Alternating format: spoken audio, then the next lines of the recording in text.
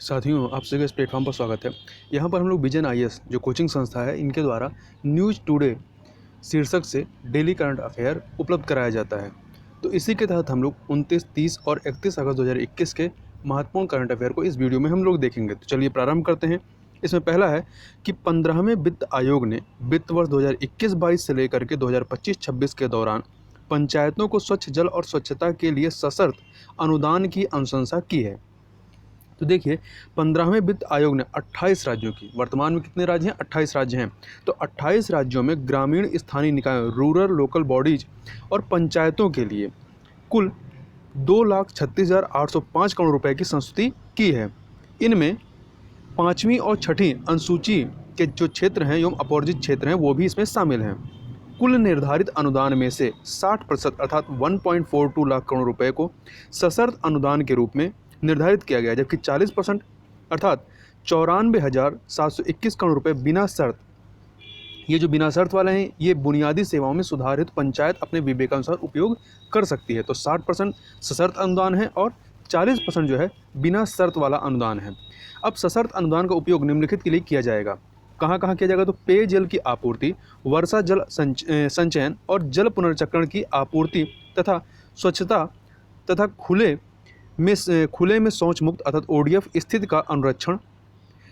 इसके तहत घरेलू अपशिष्ट का प्रबंधन और उपचार, मानव मल एवं गाद प्रबंधन सहित इत्यादि के लिए इसका उपयोग किया जाएगा। जल शक्ति मंत्रालय के अधीन पेयजल और स्वच्छता विभाग 15वें वित्त आयोग के सशर्त अनुदान के लिए ग्रामीण स्थानीय निकायों की पात्रता का निर्धारण करने हेतु नोडल विभाग होगा। किस लिए? सशर्त जो अनुदान दिया जाएगा उसके लिए जो पात्रता निर्धारित करनी है उसके संदर्भ में यह वित्त मंत्रालय के व्यय विभाग को सशर्त अनुदान जारी करने की संस्तुति करेगा। 15वें वित्त आयोग से संबद्ध अनुदान का जो महत्व क्या है? तो जल जनित रोगों में कमी और स्वास्थ्य में सुधार, विद्यालय छोड़ने वाले बच्चों की संख्या में कमी, कठिन परिश्रम से बचाव आदि में अत्यधिक लाभदायक होगा ये। अब थोड़ा सा वित्त आयोग के बारे में बात करें तो संविधान के अनुच्छेद 280 के अनुसार राष्ट्रपति जो है प्रत्येक 5 वर्ष में एक वित्त आयोग का गठन करता है। यह संघ तथा राज्यों व विभिन्न राज्यों के मध्य कर राजस्व के संवितरण की सिफारिश करता है। 15वें वित्त आयोग को वर्ष 2020 से 2025, इसका जो टाइम पीरियड है वो क्या है? 2020 से 2025 के दौरान पंचायतों तथा नगर पालिकाओं के लिए अनुपूरक संसाधनों हेतु राज्यों की संचित निधि के संवर्धन के लिए आवश्यक उपायों की संस्तुति करने हेतु अधिदेशित किया गया है 15वें वित्त आयोग को। आगे चलते हैं। अगला है, चीन ने अपने जल क्षेत्र में विदेशी पोतों को विनियमित करने के लिए नए नियमों को अधिसूचित किया है।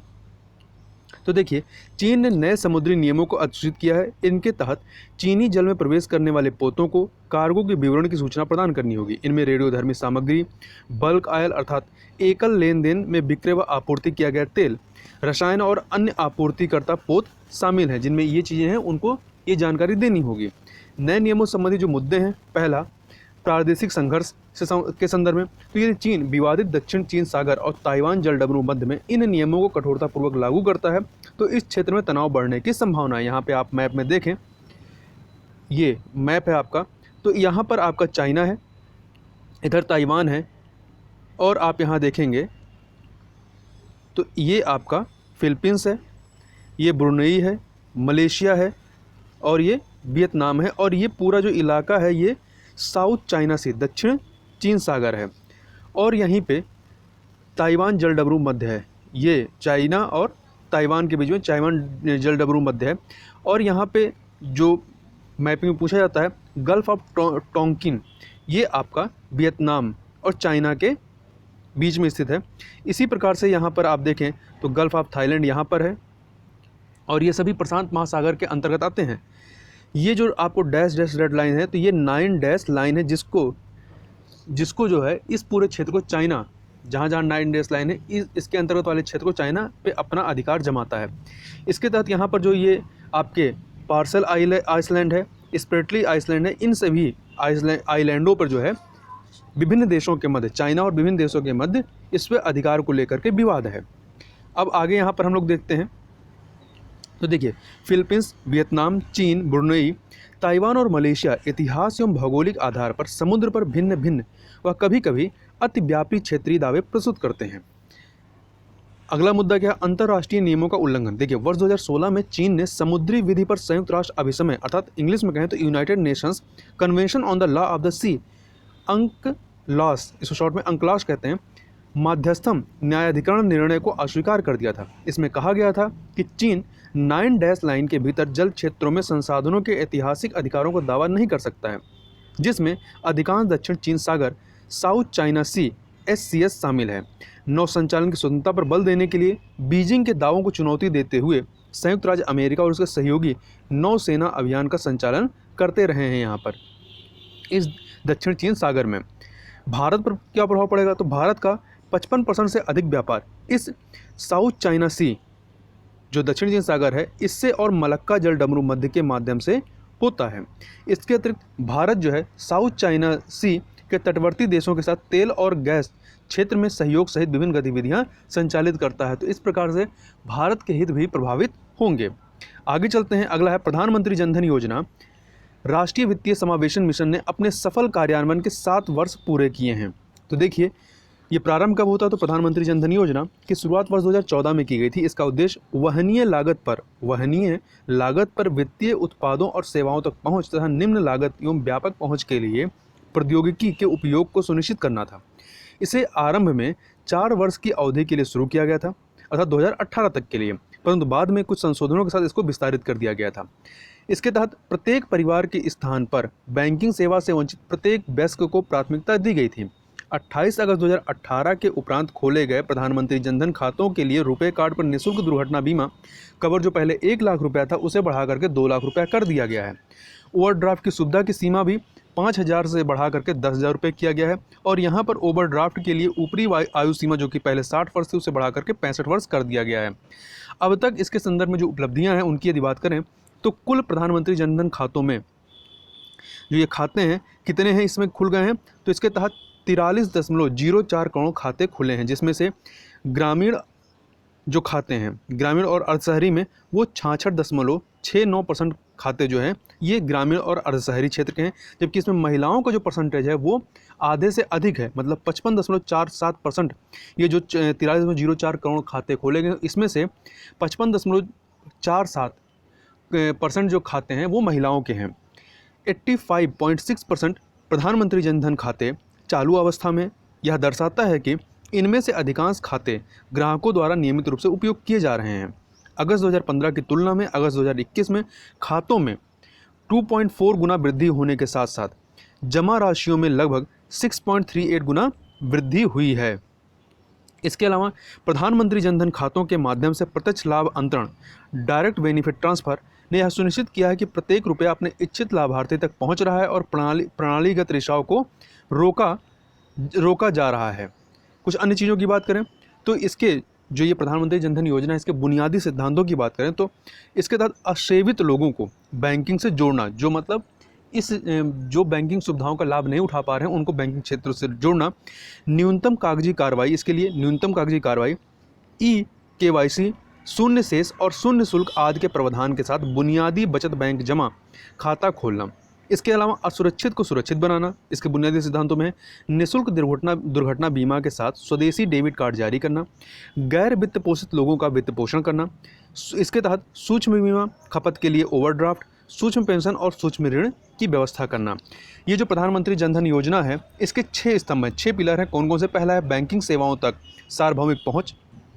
दूसरा, प्रत्येक पात्र वयस्क को, इसमें वयस्क की बात की गई है, प्रत्येक पात्र वयस्क को 10,000 रुपये की ओवरड्राफ्ट सुविधा के साथ मूल बचत बैंक खाता, वित्तीय साक्षरता कार्यक्रम। चौथा है क्रेडिट गारंटी फंड का निर्माण। पांचवा है सूक्ष्म बीमा और छठा है असंगठित क्षेत्र के लिए पेंशन योजना। ये इसके 6 पिलर्स हैं। आगे चलते हैं, आगे बात कर लेते हैं हम लोग।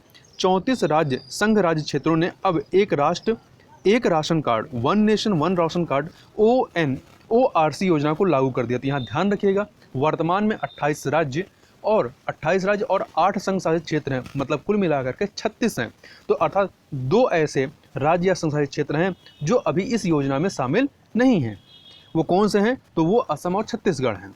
यह जो one nation one ration card योजना है, यह अब तक दिल्ली और पश्चिम बंगाल सहित कुल 34 अर्थात 34 राज्यों संघ राज्य क्षेत्रों में परिचालनरत हो गई है। अभी हाल ही में दिल्ली और पश्चिम बंगाल ने इसको लागू किया है।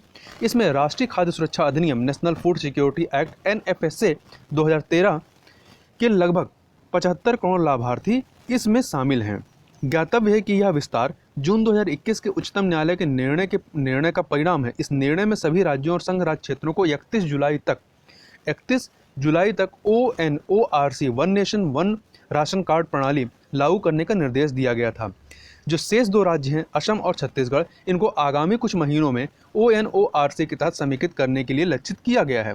अब हम लोग one nation one ration card योजना के बारे में बात करें तो इसे राष्ट्रीय खाद्य सुरक्षा अधिनियम 2013 के अंतर्गत आने वाले सभी लाभार्थियों के लिए खाद्य एवं सार्वजनिक वितरण विभाग द्वारा कार्यान्वित किया जा रहा है। यह one nation one ration card योजना मौजूदा राशन कार्डों की पोर्टेबिलिटी को सक्षम करता है। इससे देश में किसी भी ई-पॉस अर्थात electronic point of sale device समर्थित उचित मूल्य की दुकान से पोर्टेबिलिटी के माध्यम से बायोमेट्रिक या आधार प्रमाणीकरण द्वारा सब्सिडी वाले खाद्यान्नों आंशिक या पूर्ण मात्रा को प्राप्त करना सुगम हो जाता है। इसके अतिरिक्त उनके परिवार के सदस्य भी अपने घरों पर उसी राशन कार्ड पर शेष बचे हुए अपनी आवश्यकता अनुसार खाद्यान्न को प्राप्त कर सकते हैं। ऐसा कोई जरूरी नहीं कि एक ही बार में सारे आप खाद्यान्न को ले लीजिए। इसके आरंभ होने के उपरांत के निम्नलिखित के संबंध में जो अग्रणी राज्य हैं, तो आंतरिक समव्यवहार मतलब राज्य के ही जो निवासी हैं उनको इसको देने में, तो दिल्ली, हरियाणा, महाराष्ट्र और गुजरात। बाह्य समव्यवहार में उत्तर प्रदेश नंबर 1 पर है, फिर बिहार, महाराष्ट्र, आंध्र प्रदेश और कर्नाटक है। ये जो ONORC है, इसके तहत राशन कार्ड पोर्टेबिलिटी से जो लाभ है उनकी यदि बात करें तो पहला है, ध्यान रखिएगा, खाद्य सुरक्षा अब पोर्टेबल है। इसके तहत यही उद्देश्य है। पहला इसका जो लाभ है, सतत और गतिशील NFSA national food security act जो है, इसका कवरेज वो बढ़ेगा, तो अधिकतम क्षमता का उपयोग करना। दूसरा, लाभार्थियों का उनकी सुलभता के अनुसार पुनः संरेखण और उचित मूल्य की दुकान या सेवाओं का बेहतर विकल्प देना। प्राकृतिक आपदाओं के दौरान खाद्य सुरक्षा सुनिश्चित करने वाली सहायक सुविधा। चौथा, खाद्य सुरक्षा के प्रति जागरूकता और विश्वास, आर्थिक केंद्रों की ओर श्रमिकों के प्रवास को बढ़ावा। इससे क्या होगा कि जो श्रमिक हैं वो प्रवास कर सकेंगे, एक जगह से दूसरी जगह कार्य करने के लिए जा सकेंगे। कोविड-19 संकट के दौरान उपयोग में वृद्धि, राज्यों के मध्य सुलह और समायोजन, इसके तहत आवंटित खाद्यान्नों का बेहतर पूर्ण उपयोग हो सकेगा। कुछ जो इसकी उपलब्धियां हैं वो क्या हैं, तो देखिए, वर्ष 2014 से 3.9 करोड़ फर्जी राशन कार्ड हटा दिए गए हैं। जो रिसाव में इसके माध्यम से जो रिसाव में जो रोकथाम हुई उसका यदि हम बात करें तो 2014 से 3.9 करोड़ फर्जी राशन कार्ड हटा दिए गए हैं।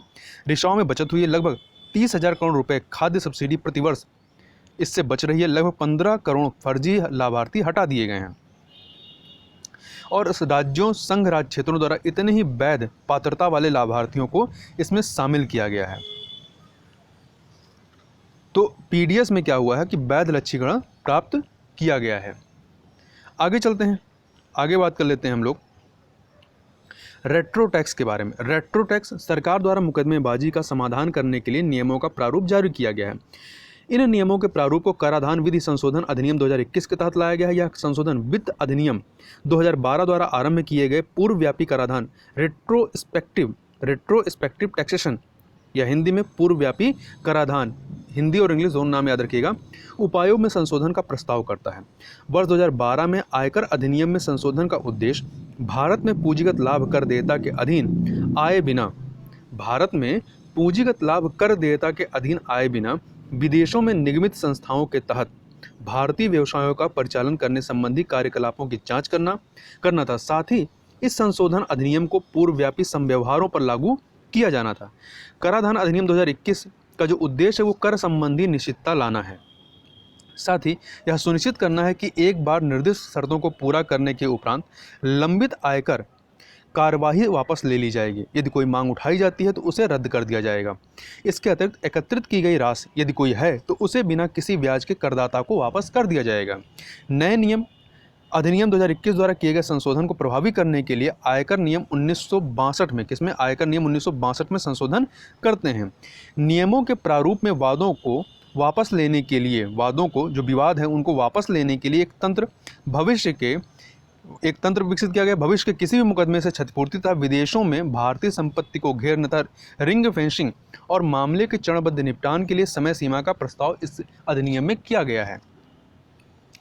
पूर्वव्यापी कराधान, रेट्रो टैक्सेशन जो है, ये किसी देश को संबंधित विधि के अधिनियमित होने से पूर्व की अवधि के लिए किसी निश्चित उत्पादों, वस्तुओं या सेवाओं और करारों तथा कंपनियों पर प्रभार आरोपित करने हेतु कर संबंधी नियम को पारित करने की अनुमति प्रदान करता है। नियमों के मसौदे के लिए किए गए जो प्रस्ताव हैं उसकी यदि बात करें तो कंपनियों और इच्छुक पक्षकारों को सभी अभियोगों को अपरिवर्तनीय रूप से वापस लेना होगा। इसके अलावा वचन पत्र प्रदान करेंगे कि वे भविष्य में अभियोग नहीं करेंगे। साथ ही पक्षकारों को दावों, लागतों, हर्जाने आदि का स्थायी रूप से अधित्याग करना होगा। पक्षकारों को वचन पत्र देने के 60 दिन में सभी अभियोगों को वापस लेना होगा। साथ ही राहत अनुदान करने वाले आदेश के 30 दिनों में प्रतिदाय जारी किए जाएंगे।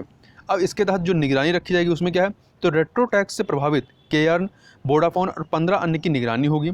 समाधान संबंधी संभावनाओं का निर्धारण करने के लिए नियमों की प्रतीक्षा कर रही कंपनियों की निगरानी होगी तथा समझौता वार्ता के लिए सरकार से किए गए संपर्क की निगरानी। आगे चलते हैं, आगे बात करते हैं भारत श्रृंखला BH सीरीज के बारे में। तो देखिए, हाल ही में सड़क परिवहन और राजमार्ग मंत्रालय ने निजी वाहनों के पंजीकरण के लिए BH सीरीज की अधिसूचना जारी की है। ठीक है, इसके तहत अब किसी दूसरे राज्य में निवास हेतु गमन करने पर ऐसे नंबर के वाहन मालिकों को नया रजिस्ट्रेशन नंबर लेने की आवश्यकता नहीं पड़ेगी। इस प्रकार इससे देश भर में राज्यों, संघ राज्य क्षेत्रों के मध्य निजी वाहनों की बात हो रही है, सार्वजनिक वाहनों की बात नहीं, निजी वाहनों की निःशुल्क आवाजाही तथा सुगम हस्तांतरण की सुविधा उपलब्ध हो जाएगी। ज्ञातव्य है कि मोटर यान अधिनियम 1988 की धारा 47 के तहत देश में यह नियम लागू है कि वाहन मालिक मोटरयान के पंजीकरण वाले राज्य के अतिरिक्त जहां मोटरयान पंजीकृत है, किसी भी अन्य राज्य में मोटरयान को 12 महीने से अधिक समय तक बिना नए पंजीकरण के नहीं रख सकते हैं। हालांकि BH सीरीज की जो सुविधा है वो सभी के लिए उपलब्ध नहीं है। यहाँ ध्यान रखिए किसके किसके लिए यह सुविधा उपलब्ध है। तो यह सुविधा स्वैच्छिक आधार पर केवल रक्षा कर्मियों, सरकारी कर्मचारियों और निजी क्षेत्र की उन कंपनियों या संगठनों के कर्मचारियों के लिए उपलब्ध होगी जिनके कार्यालय 4 या अधिक राज्यों या संघ राज्य क्षेत्रों में। तो ये महत्वपूर्ण है, याद रखिएगा कि निजी क्षेत्र की उन कंपनियों और संगठनों के कर्मचारियों के लिए उपलब्ध होगी जिनके कार्यालय 4 या अधिक राज्यों या संघ राज्य क्षेत्रों में स्थित होंगे। आगे चलते हैं, अगला है जनजातीय खाद्य park tribal food park tri food. हाल ही में छत्तीसगढ़ के बस्तर जिले, कहाँ पर, छत्तीसगढ़ के बस्तर जिले के जगदलपुर में भारत का प्रथम ट्राइबल फूड पार्क खोला गया है। ज्ञातव्य है कि 22 वर्ष पूर्व इसकी योजना निर्मित की गई थी। ट्राई फूड योजना के बारे में बात करें तो ट्राई फूड योजना खाद्य प्रसंस्करण उद्योग मंत्रालय, जनजातीय कार्य मंत्रालय और भारतीय जनजातीय सहकारी विपणन विकास संघ लिमिटेड, या जिसको इंग्लिश में कहते हैं tribal cooperative marketing development federation of India limited, TRIFED short में कहते हैं इसको। तो इन तीनों द्वारा आरंभ की गई एक संयुक्त पहल है। तो इसमें ध्यान रखिए कौन कौन शामिल है। इसमें आपका खाद्य प्रसंस्करण उद्योग मंत्रालय, जनजातीय कार्य मंत्रालय तथा ट्राइफेड, ये तीनों की संयुक्त पहल है यह। इसका उद्देश्य क्या है, लघु वनोपज अर्थात माइनर फॉरेस्ट प्रोड्यूस MFP का मूल्यवर्धन करना। इससे स्थानीय लोगों के लिए उचित वाणिज्यिक मूल्य वाले उत्पाद और रोजगार के अवसर सृजित किए जा सकेंगे। अगला है ई-गोपाल ऐप और IMAP वेब पोर्टल का वेब संस्करण आरंभ किया गया। तो यहाँ ध्यान रखिएगा ई-गोपाल ऐप किससे संबंधित है। तो इन दोनों प्रौद्योगिकियों को डेयरी उत्पादों संबंध किसानों की सहायता हेतु राष्ट्रीय डेयरी विकास board, national dairy department board NDDB द्वारा विकसित किया गया। यहाँ ध्यान रखिएगा ये जो नेशनल डेयरी डेवलपमेंट बोर्ड है या राष्ट्रीय डेयरी विकास बोर्ड, इसकी स्थापना 1965, तो सन कई बार पूछ लेता है पीछे जैसे एग्जामों में, तो 1965 में डेयरी उत्पादों को भारत के ग्रामीण लोगों के विकास हेतु एक साधन के रूप में परिवर्तित करने के लिए की गई थी। डेयरी उत्पादों को भारत के ग्रामीण लोगों के विकास हेतु एक साधन के रूप में परिवर्तित करने के लिए इस राष्ट्रीय डेयरी विकास बोर्ड की स्थापना की गई थी। ई-गोपाल ऐप एक मार्केट प्लेस और सूचना पोर्टल है। इसका किसान प्रत्यक्ष रूप से उपयोग करके पशुधन के बारे में, चिकित्सीय एवं नस्ल सुधार के बारे में जानकारी प्राप्त कर सकते हैं। इस प्रकार ई-गोपाल डिजिटल प्लेटफॉर्म किसानों को सभी रूपों में रोक मुक्त जनन द्रव्य, जर्म प्लाज्म के क्रय और विक्रय सहित पशुधन का प्रबंधन करने का अवसर प्रदान करता है। IMAP जो वेब पोर्टल है ये डेयरी उत्पादों से संबद्ध किसानों को डेयरी पशुओं की बेहतर उत्पादकता के लिए वास्तविक समय आधारित जानकारी प्रदान करता है। आगे बात कर लेते हैं विश्व स्तर पर सीसा युक्त पेट्रोल के उपयोग पर पूर्ण रोक के संबंध में। तो वैश्विक स्तर पर सीसा युक्त पेट्रोल के उपयोग पर पूर्ण रूप से विराम लग गया है। यहाँ ज्ञातव्य है कि अल्जीरिया सीसा युक्त पेट्रोल का उपयोग करने वाला विश्व का अंतिम देश था। तो ये महत्वपूर्ण फैक्ट है, इस पर प्रश्न बनने की पूरी संभावना रहेगी कि सीसा युक्त पेट्रोल का उपयोग करने वाला विश्व का अंतिम देश कौन सा रहा है, तो अल्जीरिया रहा है। इससे पूर्व निम्न एवं मध्यम आय वाले देशों में इसके उपयोग को समाप्त करने हेतु संयुक्त राष्ट्र पर्यावरण कार्यक्रम United Nation Environment Programme UNEP द्वारा वर्ष 2002 में वैश्विक स्तर पर स्वच्छ ईंधन और वाहनों के लिए साझेदारी partnership for clean fuels and vehicles PCFB नामक एक पहल का आरंभ किया गया था। तो ध्यान रखिएगा, ये जो PCFB पहल है ये 2002 में यूनेप के द्वारा प्रारंभ की गई थी। अधिकांश जो विकसित देश रहे इन्होंने 1980 के दशक में सीसा युक्त पेट्रोल के उपयोग को चरणबद्ध तरीके से समाप्त कर दिया था। भारत ने भी वर्ष 2000 में इसके उपयोग पर विराम लगा दिया था। जो यूनेप का प्रोग्राम 2002 में चालू होता उससे पहले ही भारत ने अपने यहाँ पे सीसा युक्त पेट्रोल पर रोक लगा दी थी। सीसा युक्त पेट्रोल के उपयोग पर विराम लगने से हृदय रोग, स्ट्रोक और कैंसर से होने वाली प्रति वर्ष 10 लाख से अधिक अकाल मृत्युओं को रोका जा सकेगा। या उन बालकों की भी रक्षा करेगा जिनका IQ लेवल शीशे के अर्थात लेड के संपर्क में आने से क्षीण हो गया है। आगे बात कर लेते हैं Gaganyaan service module propulsion system demonstration model SDM। हाल ही में भारतीय अंतरिक्ष अनुसंधान संगठन अर्थात इसरो ने इसरो प्रोपल्सन कॉम्प्लेक्स जो कि तमिलनाडु के महेंद्रगिरी में स्थित है, इसमें Gaganyaan service model propulsion system के SDM बोले तो सिस्टम डेमोन्स्ट्रेशन मॉडल के प्रथम हॉट टेस्ट को सफलतापूर्वक संचालित किया है। यह service model Gaganyaan orbital model का एक हिस्सा है। यह क्रू मॉडल के नीचे स्थित होगा तथा पुनः प्रवेश तक इसे जुड़ा रहेगा। गगनयान कार्यक्रम की बात करें तो इसका उद्देश्य निम्न भू कक्षा लो अर्थ ऑर्बिट LEO में मानव युक्त अंतरिक्ष उड़ान मिशन को प्रारंभ करने की स्वदेशी क्षमता का प्रदर्शन करना है। इस कार्यक्रम के भाग के रूप में 2 मानव रहित मिशन होंगे और 1 मानव युक्त मिशन होगा, मतलब कुल 3 मिशन इसके तहत किए जाएंगे। ये इसको सरकार द्वारा अनुमोदित किया गया है। आगे चलते हैं, अगला है सुखेत मॉडल। तो याद रखिएगा सुखेत मॉडल किससे संबंधित है, तो प्रधानमंत्री ने गाँव में प्रदूषण पर नियंत्रण स्थापित करने के लिए डॉक्टर राजेंद्र प्रसाद कृषि विश्वविद्यालय जो कि बिहार के मधुबनी में स्थित है, इसके द्वारा अपनाए गए सुखेत मॉडल की प्रशंसा की है। इस परियोजना के तहत या सुखेत मॉडल के तहत घरों से कूड़ा करकट अपशिष्ट और गोबर को एकत्रित कर उसे वर्मी कंपोस्ट में परिवर्तित किया जाता है। कंपोस्ट की बिक्री से होने वाली आय से किसानों को LPG सिलेंडर उपलब्ध कराए जाते हैं। इस मॉडल के 4 लाभ हैं। पहला, प्रदूषण मुक्त परिवेश, दूसरा, अपशिष्ट का निपटान, तीसरा, ग्रामीणों को गैस सिलेंडर के लिए आर्थिक सहायता और चौथा है किसानों को जैविक खाद की उपलब्धता। तो एक बार चारों लाभ दोबारा देख लीजिए। प्रदूषण मुक्त परिवेश, दूसरा अपशिष्ट का निपटान, तीसरा ग्रामीणों को गैस सिलेंडर के लिए आर्थिक सहायता और चौथा है किसानों को जैविक खाद की उपलब्धता। आगे देखते हैं, आगे हम लोग कुछ सुर्खियों में जो कुछ स्थल हैं उनकी बात कर लेते हैं। तो सबसे पहले यमन की बात कर लेते हैं। तो हाल ही में हूती विद्रोहियों ने यमन के सबसे बड़े विमानपत्तन अल अनद एयरबेस पर हमला किया है। यमन जिसकी राजधानी सना है, यह अरब प्रायद्वीप के, ये आप मैप में देख सकते हैं, ये पूरा अरब प्रायद्वीप है और ये आपका अरब सागर या हिंद महासागर का जो हिस्सा अरब सागर है वो है, इधर आपका रेड सी है, लाल सागर है, ठीक है। तो यमन जो है अरब प्रायद्वीप के दक्षिणी सिरे पर स्थित एक मरुस्थलीय क्षेत्र है। इसके पश्चिम में यदि देखेंगे तो लाल सागर है और यहीं पर बॉब अल मंदेब सी है जो कि लाल सागर और अरब सागर को जोड़ने का कार्य करती है। इसकी स्थलीय सीमाएं सऊदी अरब, यहाँ पे देखें सऊदी अरब और इधर आपका ओमान से जुड़ी हुई है। यहाँ वर्ष 2015 से ही गृह युद्ध जारी है, जहाँ एक और सऊदी अरब द्वारा समर्थित सरकार है, जो यहाँ पे सरकार है उसको समर्थन सऊदी अरब ने दिया हुआ है, तो दूसरी ओर ईरान समर्थित हूती विद्रोही हैं।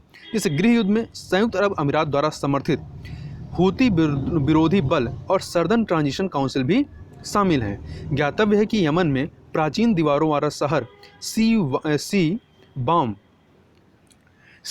बॉम अवस्थित है। ये सीबाम पूछा जा सकता है कि सीबाम शहर कहाँ पे है, तो यह यमन में है और यह एक यूनेस्को के विश्व धरोहर स्थल के रूप में सूचीबद्ध किया गया है और इसके शहरी नियोजन के कारण सीबाम के शहरी नियोजन के कारण इसे मरुस्थल का मैनहट्टन कहा जाता है। आगे बात कर लेते हैं, अगला स्थल जो है मथुरा, उत्तर प्रदेश का मथुरा। चर्चा में क्यों आया? क्योंकि उत्तर प्रदेश सरकार ने मथुरा में मांस और शराब की बिक्री पर पूर्ण प्रतिबंध लगाने की बात कही है। मथुरा, जिसे ब्रजभूमि कहा जाता है, यमुना नदी के तट पर स्थित एक शहर है।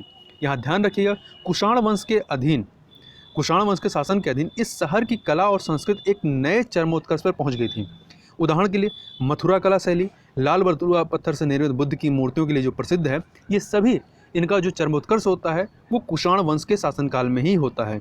मथुरा को पर्यटन मंत्रालय द्वारा संचालित हृदय योजना, प्रसाद योजना और कृष्ण सर्किट जो है स्वदेश दर्शन योजना के तहत है के अंतर्गत शामिल किया गया है। तो इस प्रकार से यहाँ पर हम लोगों ने जो महत्वपूर्ण करंट अफेयर थे उनको देखा। तो इस वीडियो में बस इतना ही, मिलते हैं नेक्स्ट वीडियो में, तब तक के लिए बहुत बहुत धन्यवाद।